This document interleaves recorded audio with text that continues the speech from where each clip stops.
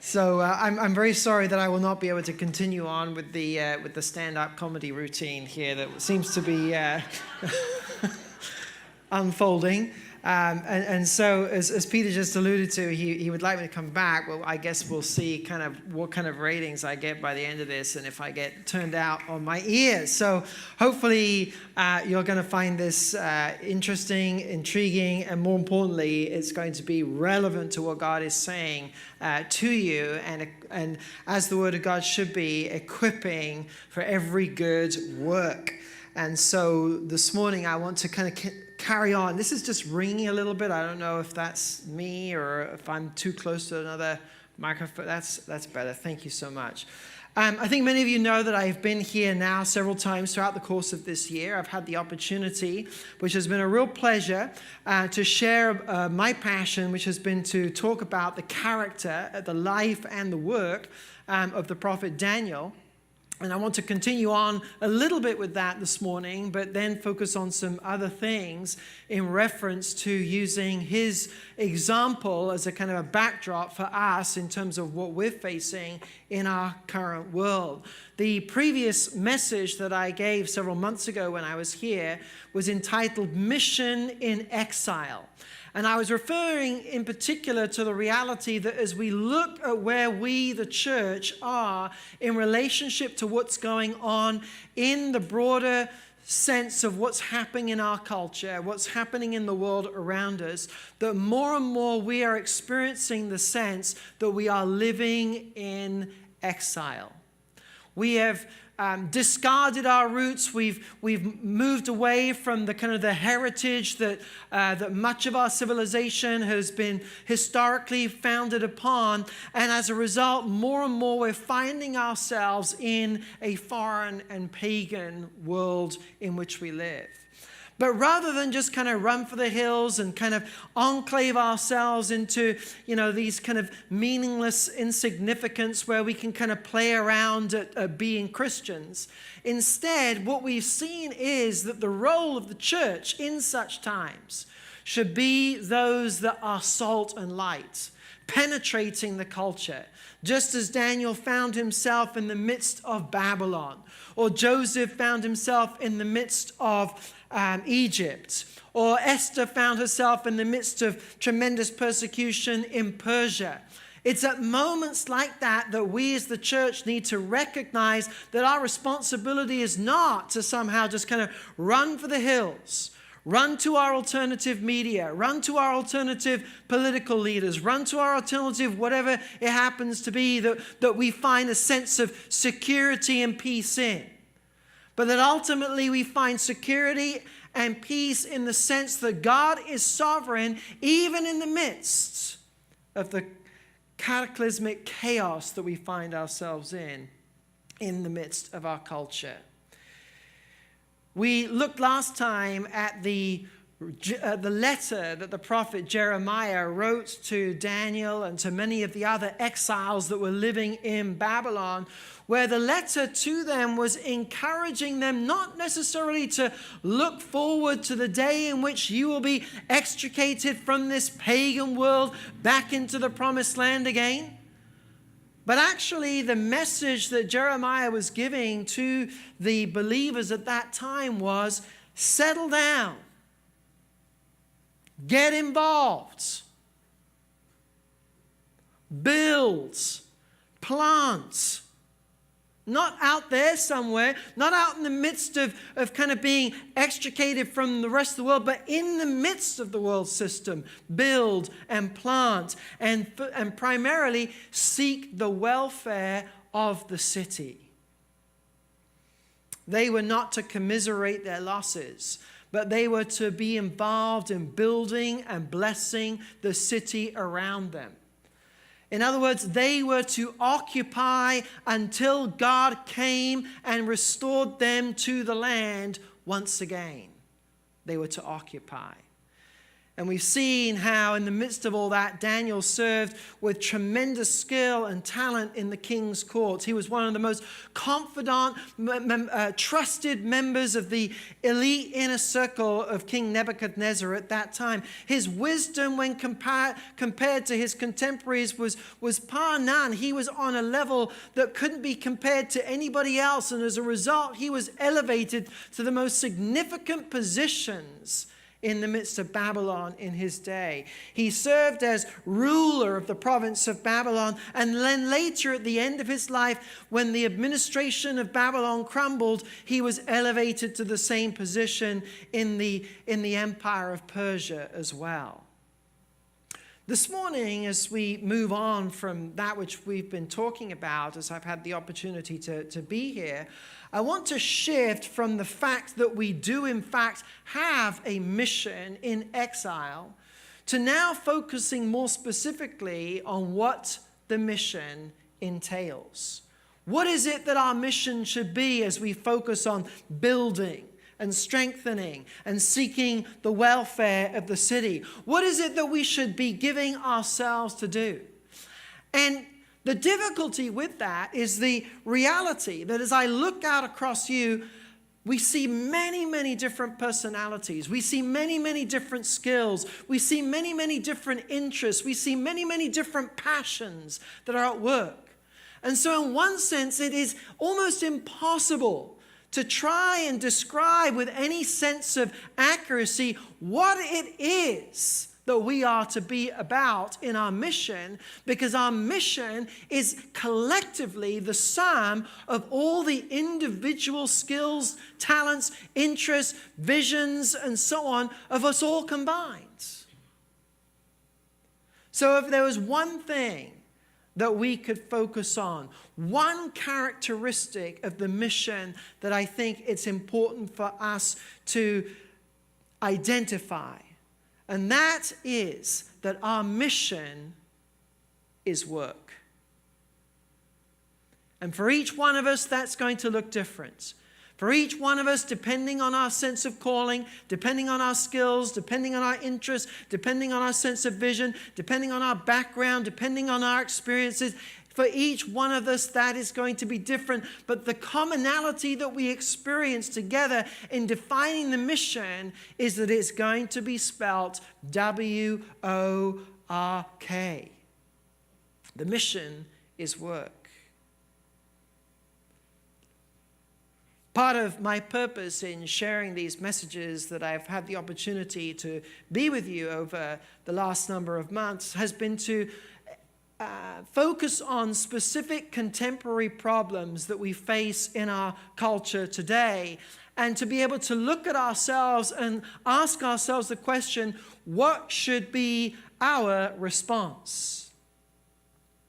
One of the things that as we look at our culture today and we ask ourselves, what are the issues that are going on in our own time? What are the concerns that we are facing in our present day? Many economists are referring to what is being referred to as the Great Resignation. What's the Great Resignation? The Great Resignation is an acknowledgement of the reality that all throughout this post-COVID period of time that we have begun to emerge through 2021, there are millions and millions of people in this country and across the world that are exiting the workforce. They're tired. They're disillusioned. They're separated. They feel the sense of loss of vision, loss of purpose, sense of being overwhelmed. Throughout the spring of this year, we saw more people leave the American workforce than at any other time in our history. By the time we got to the end of the third quarter, the reports came out from the Department of Labor in August saying that 4.3 million Americans had quit the workforce, which followed a huge exodus in the spring, a spring which we call the spring of discontent. According to Forbes magazine, 54% of companies globally are reporting significant talent shortages. That's the highest rate of talent shortages that we've seen in over a decade. Forbes goes on to cite the Manpower Group survey, which says that in the United States, talent shortages have more than tripled in the last 10 years, with 69% of employers struggling to fill positions, which is up from just 14% in 2010. So we've gone from talent shortages of around 14% in 2010 to talent shortages of almost 70% in just 10 years. And you and I are certainly beginning to feel the effects of it and recognize the frustrations of it as we see particularly its impact in the retail industry, in the hospitality industry, just to name a couple just right there. A survey of major U.S. retailers in April of 2021 found that as far as difficulty in hiring goes, 32% of companies are facing significant challenges in hiring, and 29% are facing moderate challenges in hiring, which combined means 61% of retailers are finding either moderate or significant challenges to finding people to work for them. Another recent survey found that 77% of Generation Z and 63% of millennials are planning to switch jobs in the next 12 months, not necessarily because they find new opportunities, but because they are so disillusioned with where they find themselves in their current employment situation. 77% of the young workers are materializing into the workforce today, looking for new work. Now, why is this such a problem? And what has this got to do with our mission? Well, a massive labor shortage will certainly, as we look at it from an economic standpoint, will certainly continue to disrupt the supply chain. The supply chain is not just being disrupted because there are ships held up all across the seas. It's not just being held up because there's a shortage of computer chips and all that. All of those are very real things. But part of the supply chain being disrupted is because we just can't find good talent. And as a result, that disruption in the supply chain will continue to place major inflationary pressure on the prices for things that you and I pay for. We've all experienced that in the last number of months, and we're concerned about it.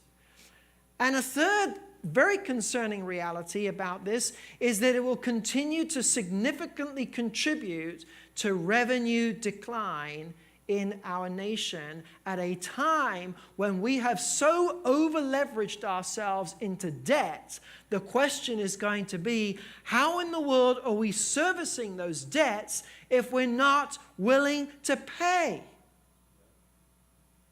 Because we don't work. Historically, healthy societies are built on two things: the strength of the family and a productive work ethic. Even secular historians and cultural commentators recognize that it was the result of the Protestant work ethic that came as a result of the Reformation, with people like Martin Luther in the 1500s and Calvin in the 1600s and so on and so forth. It was as a result of the Protestant work ethic that propelled Western civilization to a place of strength and success. My argument is that if we as Christians wish to seek to restore the welfare of the city, and by welfare I'm not talking about government welfare, I'm talking about the peace and the prosperity.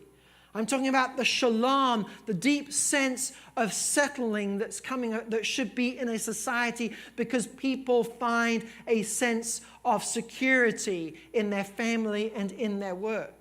That if we as Christians wish to restore that level of welfare to the city in a similar way that Jeremiah called the exiles to that place in Babylon, then a central part of our mission must be about restoring the dignity, the creativity, and the productivity of work.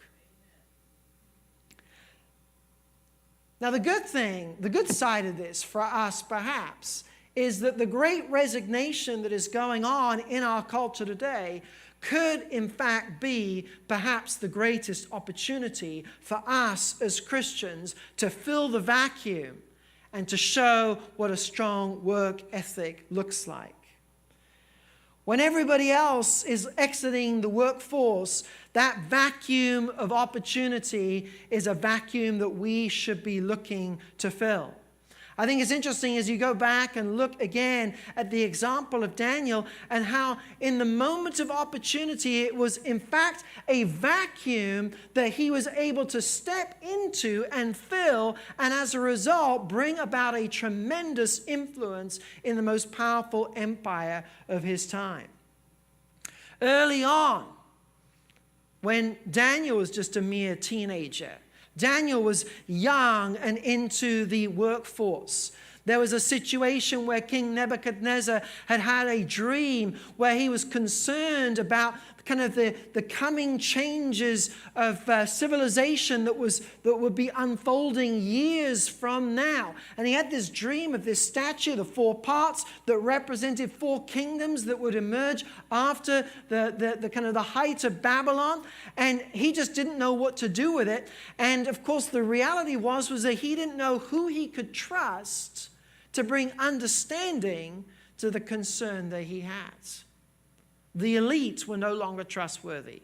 The elite were only offering the king what the king wanted to hear because they feared for their jobs, or they were opportunistic and they were looking for promotions. So the best way to get a promotion, just give the king what he wants to hear, regardless of whether it's accurate or not.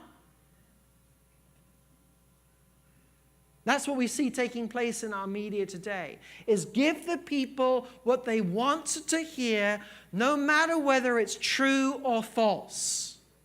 And that's happening both on the far right and the far left. And the king recognized that there was nobody in whom he trusts, and so he creates a situation where in order to receive wisdom and advice, he makes a problem so difficult to overcome that only the best, only those that were true would be able to emerge and to be able to solve the problem. And it's interesting because as the elite come to the king in Daniel chapter 2, and the king explains to him the fact that he's had a dream and that he won't tell them what that dream is, and he expects them to not only give the interpretation of the dream, but also to explain what the dream was. And their response is they answered the king and said, "There is not a man on earth who can meet the king's demands." The great resignation. There's nobody here that can solve that problem. We're out of here. You're being unreasonable. Work conditions under you are not looking good. I can't advance my agenda, so we're gone. And it's in that vacuum that despite the dangers presented to Daniel, despite the fact that the king was so mad and angry with all the wise men that he was after them to kill him, that Daniel steps forward into the midst of that place of danger and says, "I can solve this problem."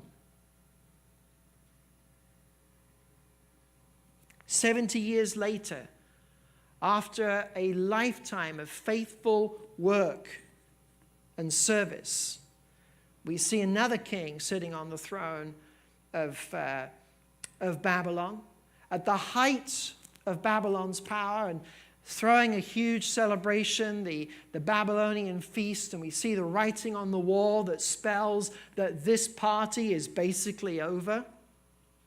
And yet again, as the king is gripped by fear as to what this possibly could mean, fear about what the possibility of the future is going to look like, he gathers together once again all of the elite, and yet again they come short.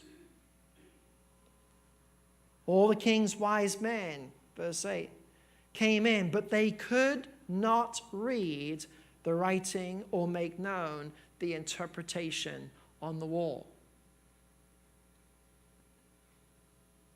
Their level of skill was not up to par where they had the ability to engage in that level of problem solving.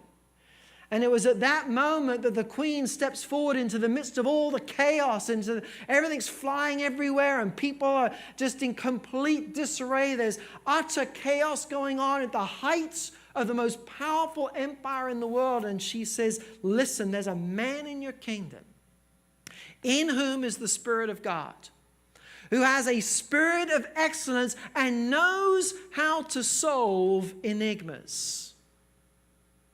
He's a problem solver. And so in that vacuum, at a moment where there was this great resignation that was going on and all the elite were heading for the door, we got to get out of here quick. Because this king, he's going to go after us like the previous one did. Let's get out of here. Let's run for the hills and leave the workforce as quickly as we possibly can, because the whole thing is falling apart. And in steps Daniel. Problem solves and explains what ultimately is going on. It was Daniel's reputation that he had cultivated through 50-odd years of hard work that enabled him to step into that place. He wasn't even present when the chaos was going on. He wasn't there at that celebration. The king had brought all these people together to celebrate the successes of Babylon. He wasn't even there to say, to promote himself and to say, hey, I can solve this problem. But his reputation was there. The queen knew about him, and she knew what kind of a diligent worker he had been. How he had served in previous administrations, how he had solved problems, how he had governed provinces, how he had led educational institutions. There is a man in your kingdom.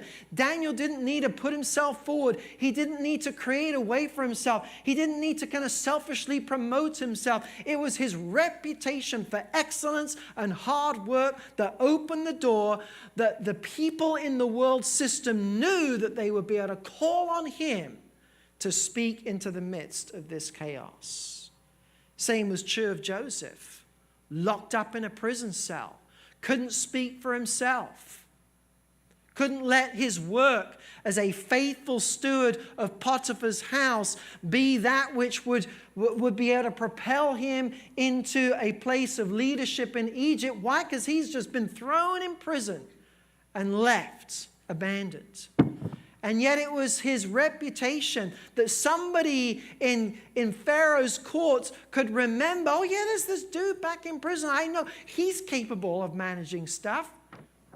He can tell the king, the Pharaoh, what the problem is that needs to be resolved.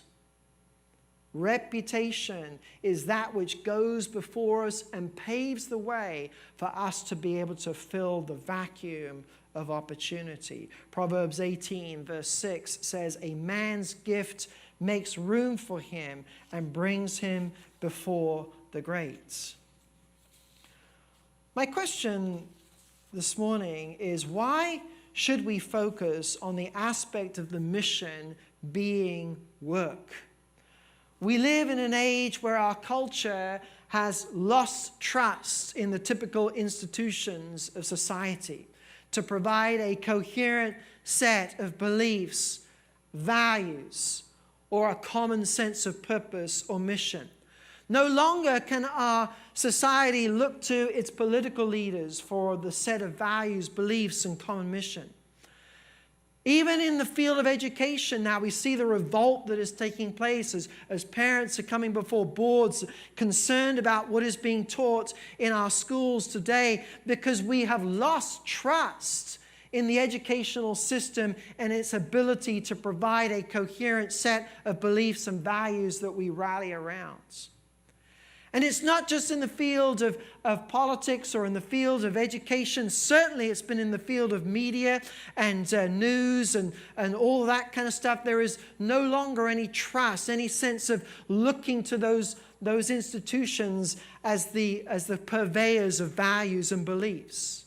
And sadly, our culture is no longer looking to the church either as the place where it can trust that it's going to receive beliefs, values, mission, purpose, and so on and so forth. Interestingly, a global communications firm by the name of Edelman released a big research project earlier this year on how people's trust in the institutions of society has been impacted since the global upheavals, of which it's not just been COVID, but many upheavals since 2020. And as to be expected, trust in the major institutions of our society, such as government, media, non-governmental organizations, churches, has significantly declined in the last number of years, except in one area. And this is surprising. It's shocking. It's in the area of business.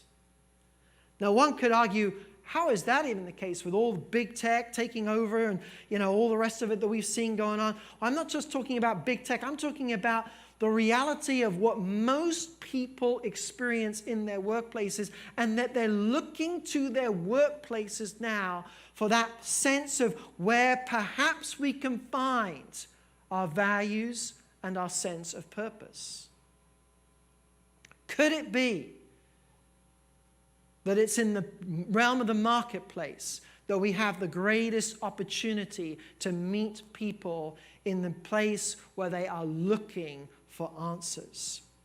This particular report concludes that while the world seems to be clouded by mistrust and misinformation, there's a glimmer of hope in business.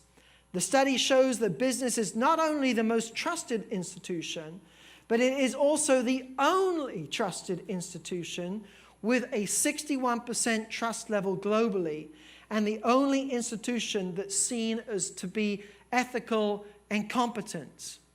Now, I find that almost amusing to think about, that somehow we think that the businesses today are the institution that we can sense a level of ethical definition and competency. But the reality is that people are so hungry for it, and they become so disillusioned with government and education and the church, that the next best alternative institution to find those things is apparently the marketplace. Now, I'm not saying that we should agree with that, or that we should put the marketplace up on some pedestal as this is the institution that is now going to save our society. But what I am saying is a recognition that if that is where people are looking for purpose, looking for value, then we as Christians should show up and be there and demonstrate what it means to be ethical in the marketplace, to be purposeful in the marketplace, to be driven in the marketplace. Perhaps it's in the marketplace where the next major revival will take place. And so if then as Christians we must recognize that the opportunity amongst the great resignation is so, then maybe it provides us with a sense that we've got to see that our engagement in work is something that we must give ourselves to. But I just want to be like Jesus. Maybe Jesus understood this reality more than we did. I think it's interesting that as you think about who Jesus was and how he first presented himself at the beginning of his ministry, when it was publicly started, when he sits down, when he stands up in the synagogue and reads from Isaiah 61 and all the rest of it, how does Jesus present himself? I surely know that he did not present himself as a provocative philosopher, tickling the ideas of of people of that age with new ideas and fanciful concepts. Also certainly know that Jesus did not present himself as a political radical. I am the one that's going to save this nation and bring this nation back from the brink of being swallowed up from the Roman order that's seeking to squelch and overtake everything. No, Jesus did not present himself that day in the synagogue as a political radical. Nor did he present himself as a religious scholar. Well, if we could just have, a religious scholar that could just unpack the Old Testament law and unpack all the nuances of that, well, then maybe we as a nation could be saved. No. He didn't present himself as a philosopher or as a politician or some kind of a radical or a religious scholar. He presented himself on the basis that he had been a carpenter for 20 years. A carpenter. I mean, can you imagine, being the leader of the synagogue and having to give the introduction? We all like to, I've given many introductions in my life to different people that have spoken at different events and so on that I've been a part of. And it's always a joy to, kind of wow the audience with the sense of, who this person is that is coming to speak. But the leader of that synagogue couldn't introduce Jesus as a great philosopher or some kind of a political zealot or some kind of, nuanced scholar of some kind. Here's Jesus the carpenter. In many ways, I think the elite want to make our religious saviors into icons and idols that are bigger than life, that somehow we find them impressive. When the reality is that you and I, the people in the pews, the ordinary folk, are looking for someone just like us. Oh, he's a carpenter, just like me. He's a laborer, just like me. He's somebody that's been working hard with no notoriety for the last 20 years, just like me.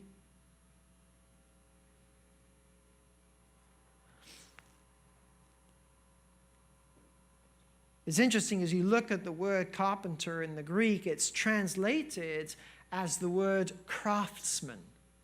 Jesus was a master craftsman, and that word craftsman has two important attributes of it that help us to understand what a craftsman is. And they're two words that we wouldn't necessarily affiliate with being somebody who works as a craftsman with wood, but I think it's really interesting that craftsman, the two attributes of craftsman, one is to be a poet and another is to be a planner. A poet and a planner? I mean, I certainly don't see Jesus as being a poet, but what is that supposed to be? In other words, in the way that Jesus formed wood was similar to how a poet forms words to describe things that are beautiful and things that are meaningful. Jesus was no ordinary woodworker. He was a craftsman that saw strategically what a piece of wood could become and crafted it meticulously into something beautiful, but also something practical.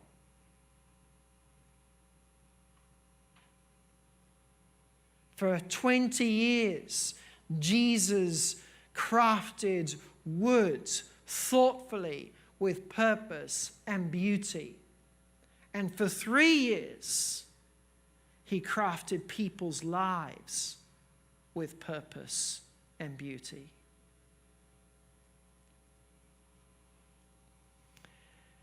It's interesting that Jesus, talking to his disciples, infers what is the essence of what he's about. John 4:34, he says, my food, in other words, that which drives me, my food is to do the will of him who sent me and to accomplish his work.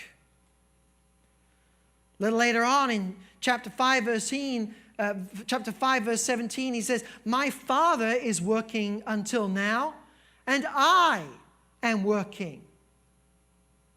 And so, in other words, God's work did not end with the creation. God was working up until now. Similarly for Jesus, Jesus' work did not end with the crucifixion, but he carried on working through the work of the Holy Spirit in and through us. And likewise for us, if God's work didn't end with creation and Jesus' work didn't end with crucifixion, nor should our work end with our conversion.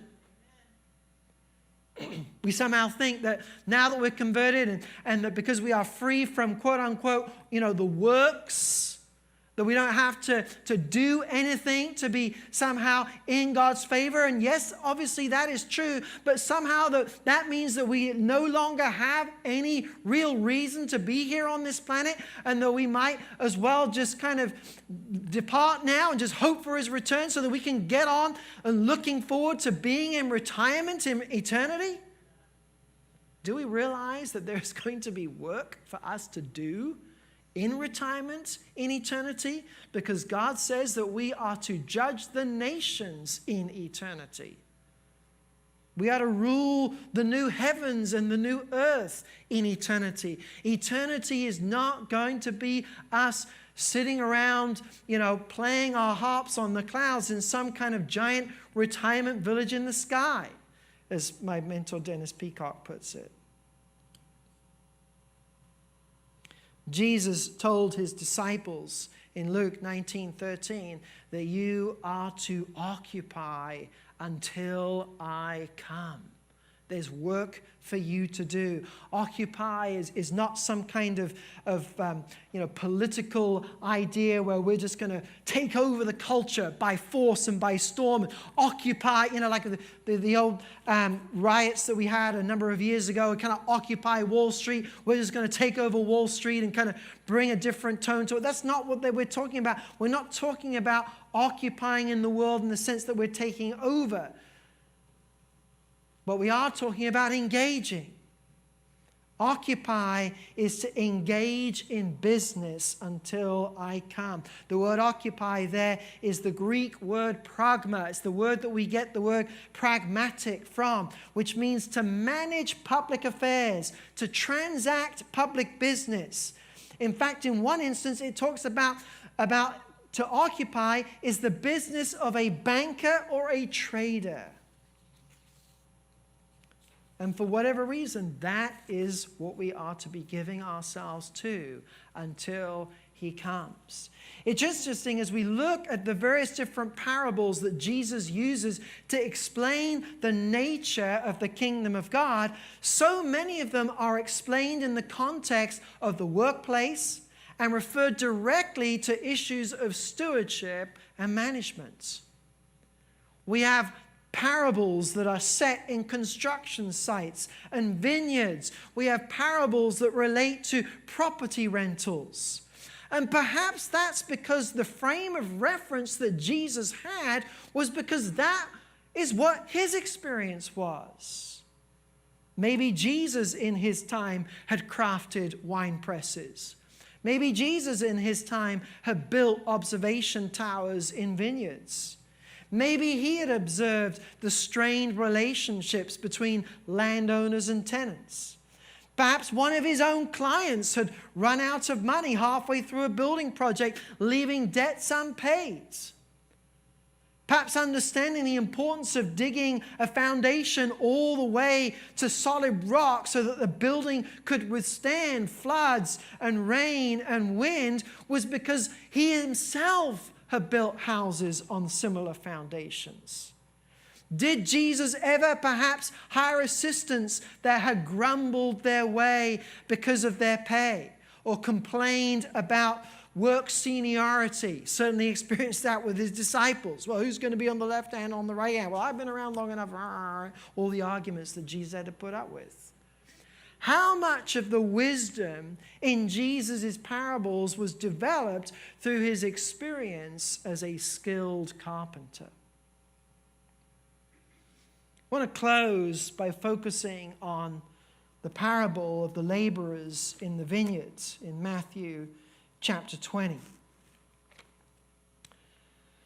In this parable, we've got a master who owns a vineyard who constantly needs day laborers to come in, help him with the harvest and help him to produce all of the wine that he's going to be exporting, goodness knows where, and so on and so forth. And so every day he would go to the marketplace and look for people who would be willing to come and work. And so here the story unfolds in Matthew 20. It says, "For the kingdom of heaven is also like a master of a house who went out early in the morning to hire laborers for his vineyards. After agreeing with the laborers for a denarius a day," so in other words, this is going to be the set, agreed upon wage for the day, "he sent them into his vineyards. And going about the third hour, he saw others standing idle in the marketplace." So this owner, he goes to the marketplace, gathers up a whole bunch of people, they agree on a price, puts them to work, and then he realizes, I need more people. The work that we are engaged, we got a bountiful crop. We need more people. He goes back to the marketplace looking for more people to hire. He finds some idle people standing around looking for work. He brings them back. Later on that day, he still needs more workers because the sun's starting to go down. We've got to get this crop in. And so what does he do? Goes back to the marketplace, looks for people who are looking for work, brings them into the vineyards. And at the end of the day, everybody is ready and wants their pay. And he says to his stewards who are managing the money, all right, I want you to pay the people that arrived last, I want you to pay them first, and I want you to pay them the same amount that all the others got paid. And of course, there is a sense of indignation. Well, what? What about the people that were working through the hottest part of the day? What about the people that were there for 10 hours? You're going to pay them the same amount of the people that just showed up for the last couple of hours where the temperature was much cooler? How just is that? That's injustice. The sense of indignation began to rise and boil over. We forget one of the simplest lessons in economic law is the law of supply and demand, and how supply and demand sets the price of things. As the supply of anything falls, the demand goes up. And as a result, the price begins to go up. And so as the landowners, the vineyard owner goes into the marketplace looking for more and more people to hire, but finding fewer and fewer people, not surprising that in a sense, the price of their labor is going to go up. That's just a basic economic law of supply. But somehow that provoked a sense of injustice. And our mind is sidetracked away from the reality that the real problem in this story is not that you've got some people who, by the way, agreed to the set pay at the beginning. Hey, you're going to get a denarius for your day's work. Hey, we're fine with that. They agreed to that. But the real issue is that there were people available that were sitting idly in the marketplace.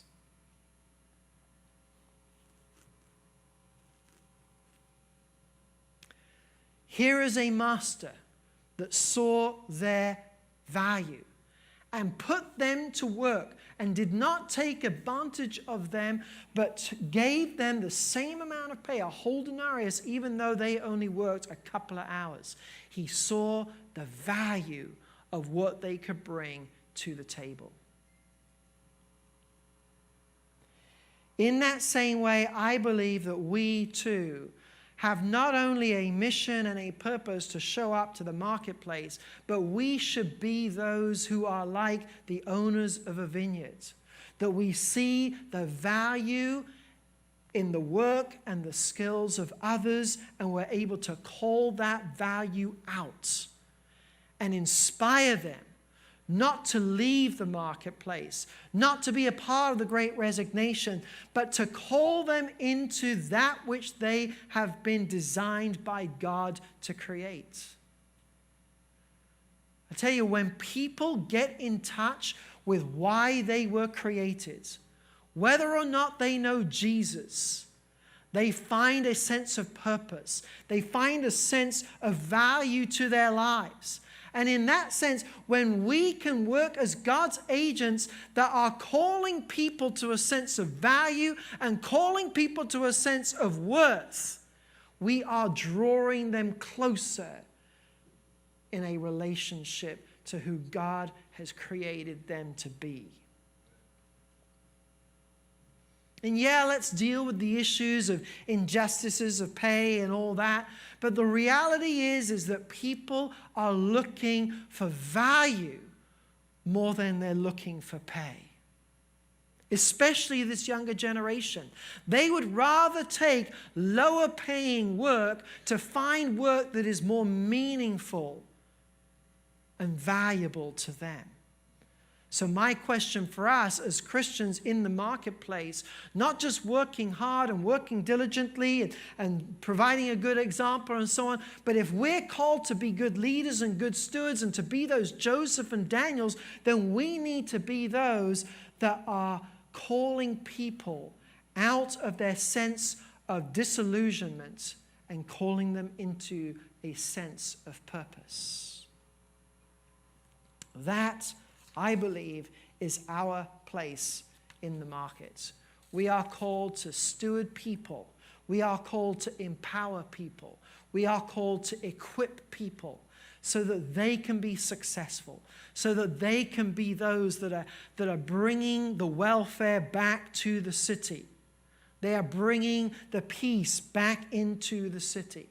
And at a time when we are experiencing such huge resignation, such a huge sense of disillusionment, maybe our focus should be moving away from looking to the political leaders, looking to the educational systems, looking to the media establishment to provide for us a sense of understanding what is going on and giving us a sense of value and purpose and all the rest of it. Maybe we should look at ourselves and see, how can I bring value? How can I empower others in the marketplace and bring them out of a sense of disillusionment?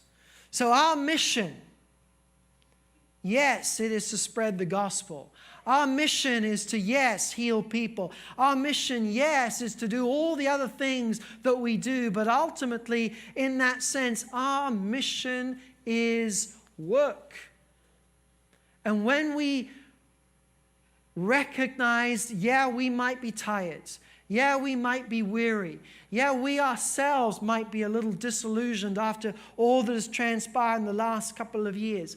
But as we recognize what is going on and we see the opportunity that is before us, perhaps that will spark in us a new desire to take our work seriously and to represent Christ the craftsman who brings value, strategy, purpose, and meaning to our work and to those around us. Amen?